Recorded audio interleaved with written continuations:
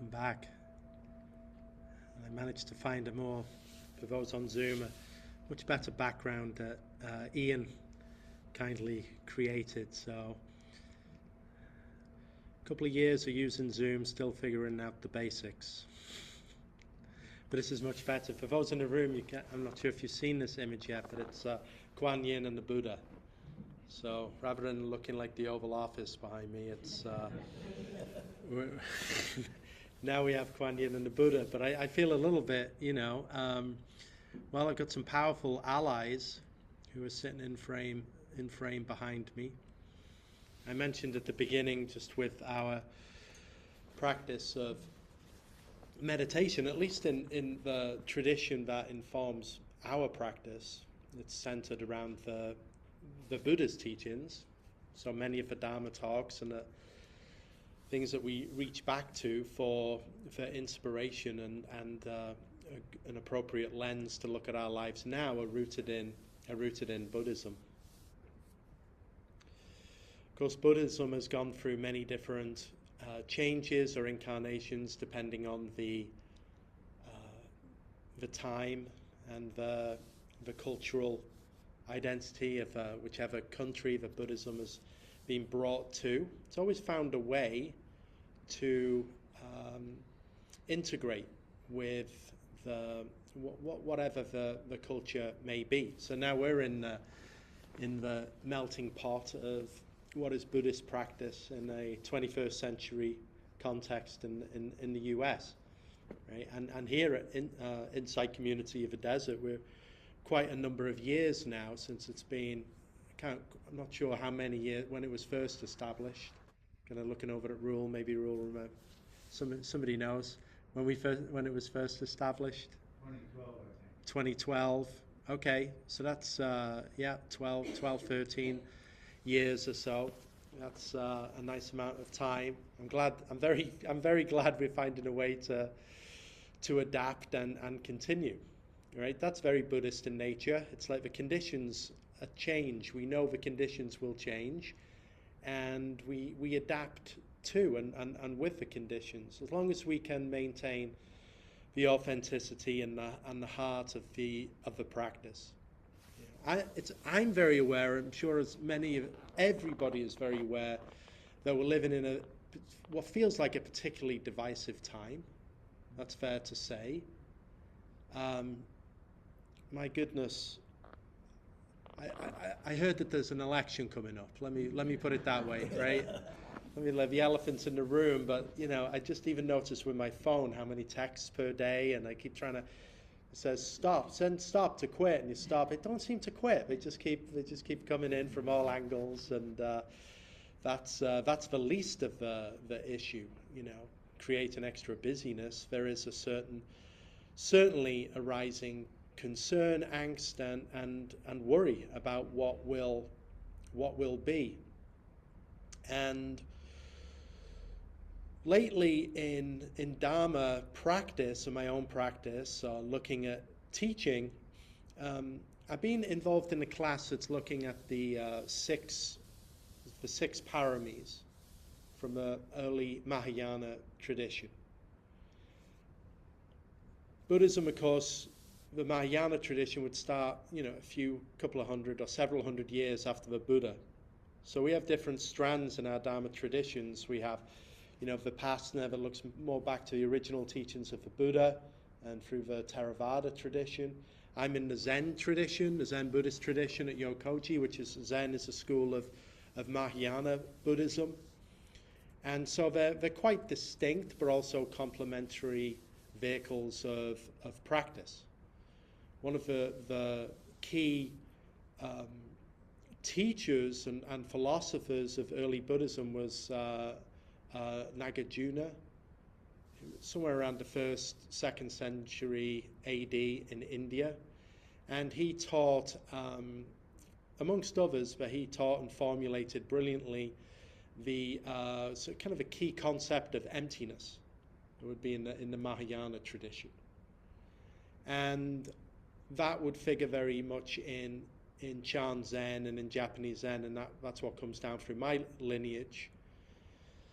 He also taught on the very much praised these 6 paramis, right, which is the 6 transcendent practices for those involved in the Dharma. So I just wanted to touch on those this morning, these 6 paramis. And they are, if I remember them now, generosity, dana, ethical conduct, patience, effort, meditation, and wisdom. Those 6. And there is meant to be something of a linear progression through those 6. And they could actually be arranged in orders of 2. So you'd have 3 sets of 2. Generosity and ethical conduct, patience and effort, wisdom, meditation, and wisdom. And Nagarjuna said that these first 2, the dana or generosity and ethical conduct, is cultivating self. Cultivating self. So for a Dharma practitioner, again, this is a Mahayana system, there is an entering of the way at the beginning for practitioners. And not just at the beginning, all of the way through. There is the understanding and the alignment that the practice that we're involved in is for the benefit of all people. It's not just a single-pointed, what's in it for me practice. Right? There's an early practice in Buddhism, a practice of the arhat, right, which was to gain personal liberation. And that was really the Buddha's practice, was to find liberation for, to understand it for himself. And yet then through the practice of sangha and the spreading of the practice, naturally the formation of sangha and community began. And the formation of sangha and community is always like something of a mixed blessing, You get more people involved, you get more problems. You get more problems. It's a thing I really see at Yokoji. It's often just a few people, right? And so it's just enough people to keep the place running, basically. A few people who have to work very hard. And it's been like that most of the time. It's that way. And then in the middle of that, I'll always bemoan it. Well, it's just not really enough people, And then we'll get more people. Things will change, and you have more of a residency grow. And then after a while, it's like, oh my gosh, there's so many more problems now because we've got more people.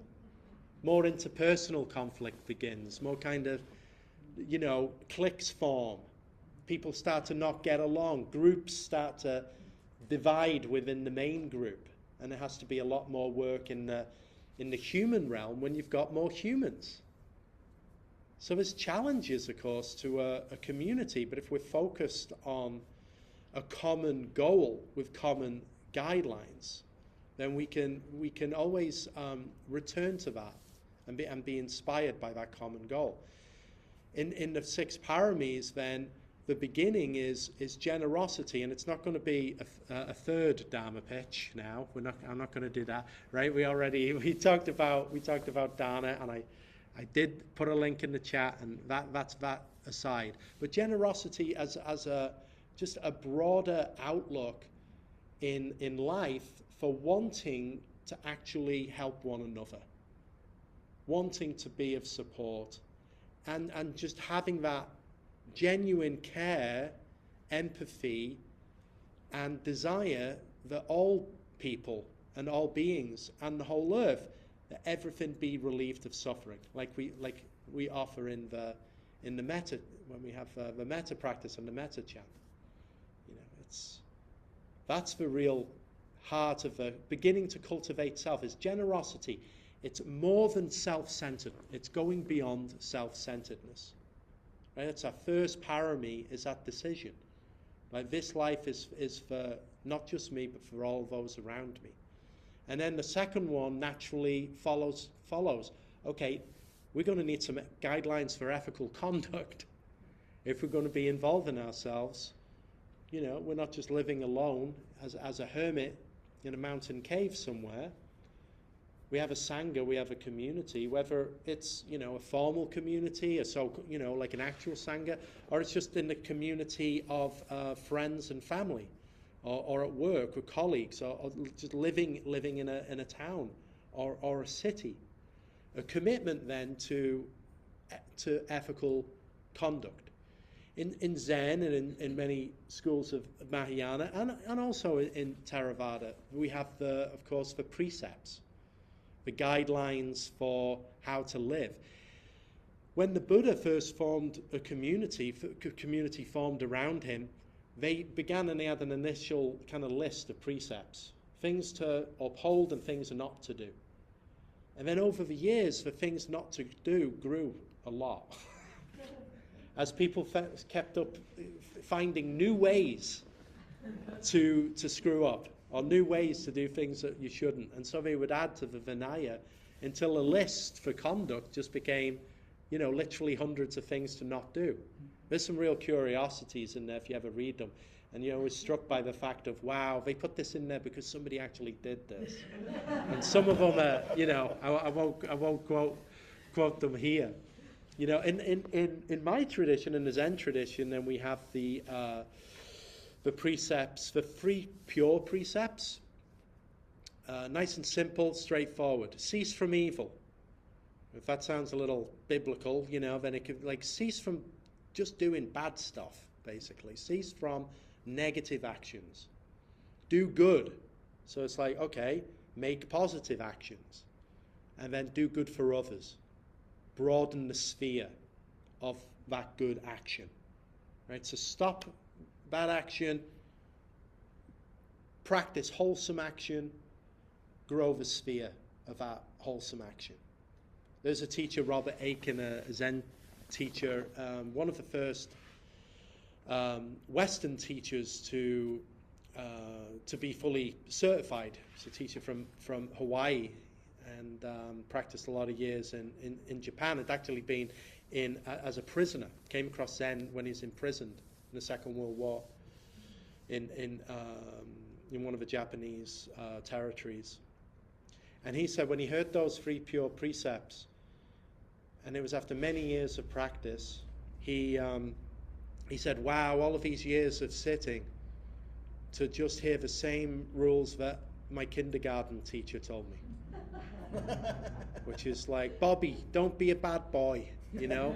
Be good and play nice with your friends. You know, that's kind of just an advancement on that initial training. But then the precepts go from those three pure precepts into various ways to comport oneself. And many of them deal with speech and basically our effect on each other. Key ways in which we can maintain a good ethical code, and then everyone prospers. So this is for cultivating self aspect, these first two. Generosity, care for others, good ethical conduct. And then we come into patience and tolerance. Patience and effort. Right? Patience and tolerance is kind of in the same grouping there. Dharma practitioners, you need some patience in the practice. Right? In fact, sitting meditation for 30 minutes is a wonderful act of expression of patience. It's sitting waiting. Right? Not waiting for something to show up. Just sitting in waiting. Sitting patiently. Not needing something to come. But sitting patiently, open-endedly. Something timeless in that activity. We don't sit and wait for the end of the meditation period. We may sometimes, particularly if we're in some real discomfort, or sometimes like 20, 25 minutes and the head says, that's about it, isn't it? Maybe like open the eyes and I guess not, carry on.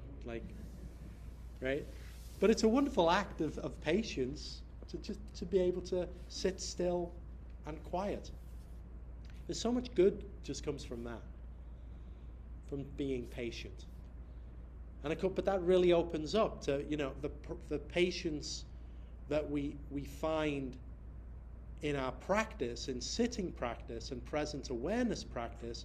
Then that patience is available and realized when we're moving around in the world, where that patience is really tested by all of the contrary actions of others. It's mostly people, it's like the world is, for myself, it's like most of the challenges that occur in my life, it's it's people in one way or another. I don't have much problem with the San Jacintos. They're a big part of my life. Like they fill up the big territory of my life, but we don't grumble. There's not much of a, there's some difficulty sometimes when the weather becomes a bit extreme. It can feel a bit more adversarial sometimes, right? But most of our patience is honed and practiced in the company of others. If that's friends, family, and those we meet only through the TV of a cell phone. Patience is something that we can really practice endlessly and refine endlessly and not find a bottom to and never master.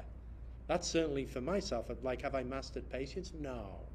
I'm a crass beginner, in learning patience. And that requires then the next one of these paramis, effort. Which runs counter to what some people might think meditation is. But it would be an effortless activity, a time where it's you're just chilling as a meditator. I like the story. There was a gentleman from the UK who was sitting with us at Yokoji in the November session, which is always the tough 7-day session.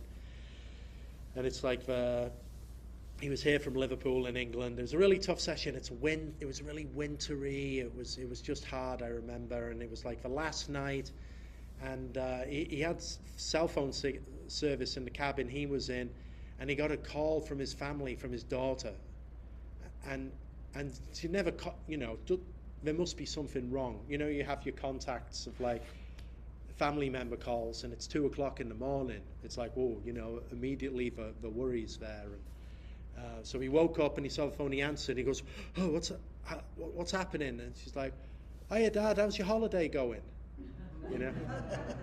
Just like, no, I just hadn't thought about the time difference. Just that's the same with like my UK family. For some reason, no one in the UK respects the time difference. That's maybe an American thing. But then, how's your holiday going? Because no matter how many times you told people, a 7-day Zen meditation retreat is not a holiday. But people will think that. People will come up to the Zen center, and those who come for retreats are quickly disavowed of that notion.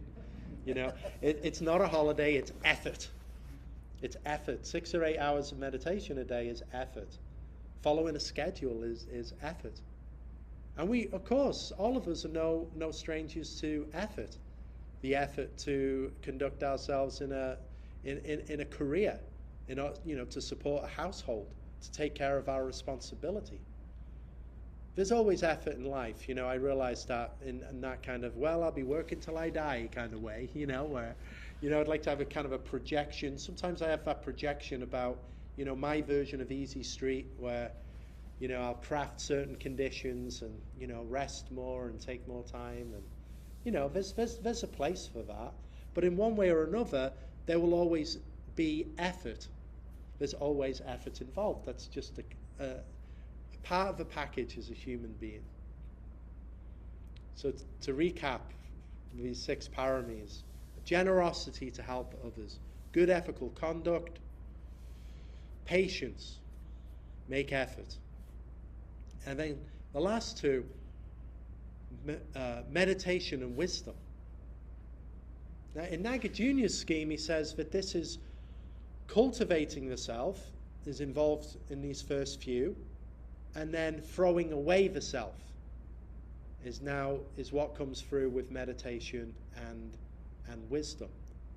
This reminds me of something where I read another Zen teacher had put it some way, and I think it's true, that it said, in the practice of Zen, you need a healthy self to throw away.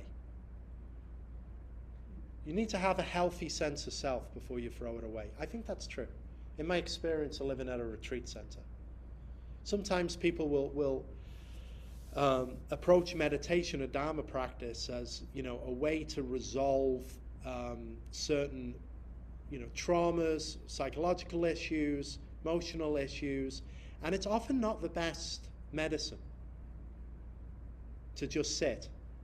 I've seen people who, particularly at the Zen center, who sometimes people will go through bouts of depression in meditation. It's quite common, and it's rarely a positive thing to just continue sitting a lot. Because sometimes people will say, just go into it. It's just like, well, be careful with that. Just going into it. Sometimes there's other things, more skillful things that need to be done outside of meditation to address the self. I know for myself, I always think, wow, there's just with the therapy, like a therapy approach, I'm like, there were certain key times in my life, it's just very important for me to do therapy in order to resolve some things. And so having a healthy sense of self through our practice, through the way that we live, then we can begin to let that sense of self go. And this is in the realm of meditation and wisdom. In Zen practice, we tend to just cut straight to these two. Like, I realize that I reflect on talks and on practice, and it's mostly about meditation and wisdom. It's like how to sit, and the wisdom aspect of pointing directly at the mind and speaking and touching on direct experience of awakening. It's kind of like the wisdom aspect and meditation aspect. And sometimes neglect to mention all of these. Oh, by the way, there's all of these other aspects of living an upright life as a human being. Right? So, but with our meditation and wisdom, what is it that we're actually doing? What is the practice of meditation?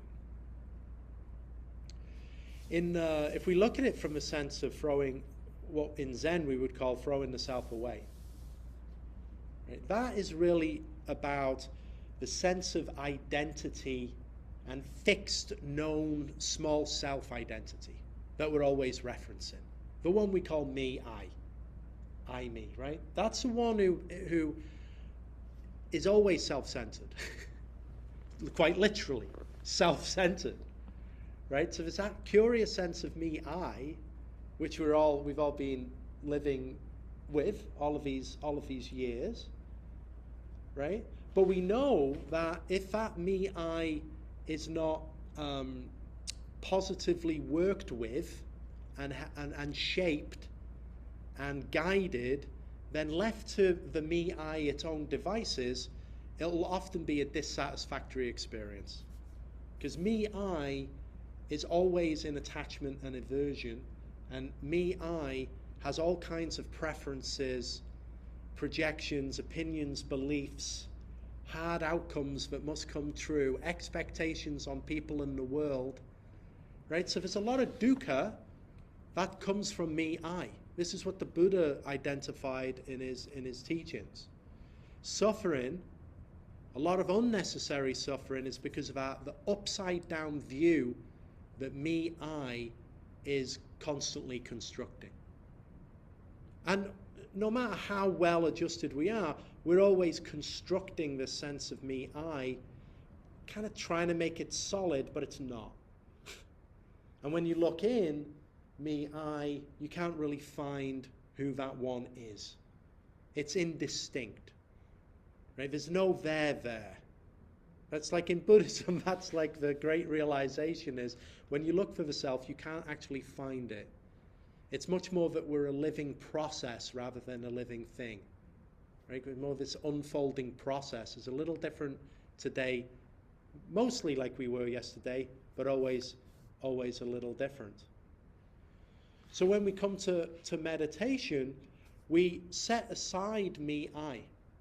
That's why, like in the guidance for sitting, I always visit those essential basics.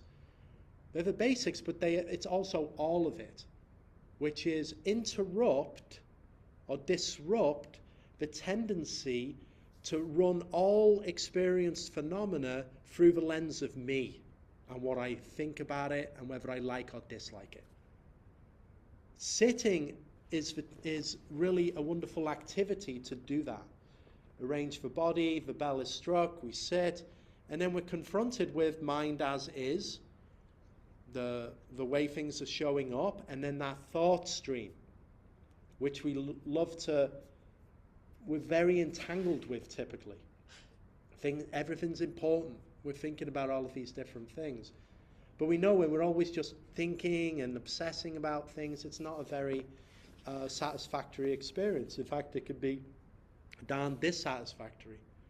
So in meditation, we let that one fall to the side. This is like what we call throwing away the self. It doesn't mean forget who you are, right? It's not like a loss in that sense, but it's the loss of a tight grip on me, right? Where we just allow our thoughts to be as they are, coming and going, right? Shunryu Suzuki, who founded the San Francisco Zen Center, had a wonderful quote about thinking. It said, when thoughts come, allow them, but don't serve them tea. That's a really nice way to put it. When your thoughts come in meditation, allow them. Or it's like an open house. You know? It's an open house. But you don't serve them tea. That's a really nice way of saying don't indulge, don't grab that thought and then add to it, because then we're constructing. Throwing away self is being unconstructed when you sit. Just allow, don't call it good, don't call it bad. Just allow thoughts to be what they are. You don't have to call them my thoughts. You just allow. And ultimately, with our practice, thoughts in the mind, no more important than the feeling in your feet, touching the ground. That's that great shift of don't prefer the content in meditation. This is that meditation wisdom aspect. It's wisdom not in the realm of, acquired knowledge, which is sometimes, if we think about what wisdom is, sometimes be, just knowing things. But in Buddhism or in Zen, we look at that differently. Wisdom is appearing and living in appropriate response to the world. That's wisdom. Living as someone who is in concert with things as they are. Living in alignment with the present, with the way things are. And as we do that more and more, living in alignment, awake to the way things are, then the function of an appropriate response to the way things are can come through much more naturally, can just move through naturally.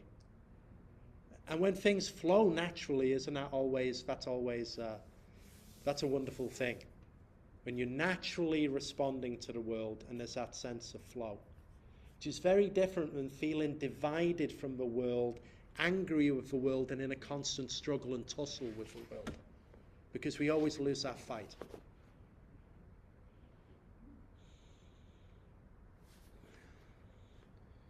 So that's just some small amount on the six paramis. You can always look these things up if you're interested to look further. Buddhism is of course such a vast subject. For myself, I always advise practice where you're in a way that suits your affinity. Right? What you find important, what resonates with your heart, where your affinity lies with Dharma. Anyone who comes to practice in this way, all of us here, there's a calling. There's a call. The world has spoken to you. A friend and a teacher put it in that way, and it really struck me recently. It says, when you wake up, when you come into alignment with the way things are, the world notices and starts speaking to you. The world really talks to you. It's like the world says, oh, one of them's awake. You know? And then you can be spoken to. And that's a curious way to put it, but it sort of resonates with me. Because the more awake and engaged and aligned you are with the world will find plenty for you to do. Plenty for you to respond to. You know, but responding in a way which helps everyone. This helps that collective endeavor. You know, leaning in that direction, it always wants working towards the positive outcome and the relief of suffering, no matter how daunting that task appears. You know, there's an old tale in the Jakarta tales of Buddhism with the bird flying over the forest, notices the forest fire beginning. And it's like, oh no, you know, flies over, and then the fire's getting bigger, and you can see all its woodland friends running off, and it's like, what? Oh my gosh, what can I do? I'm just this little bird. And the bird remembers there's a lake about a mile away. I'll fly to the lake, flies to the lake, scoops up a bill full of water, flies back over the fire, drops the water on the fire, flies back to the lake, gets another scoop, flies back. You know, you look at it in one way and just say, like, how pointless, right? But that's the life of a bodhisattva. You know, the world's vast suffering, the world's vast problems, what can we do? We can each take a beaker full of water and drop it on the fire day after day. And if we do that, then we play our part. If everyone plays their part, we'll make some progress. Yeah. So I'm going to pause there, and I invite any questions and comments from those here, obviously, and not to neglect those on Zoom. If you would, also, if you have a question or a comment. So I always glance down and make sure, oh my God, I wasn't muted the whole time, was I? You know, like there's always that fear, you know. I think we're okay. Yeah. Thank you. Thank you. Thanks, everyone.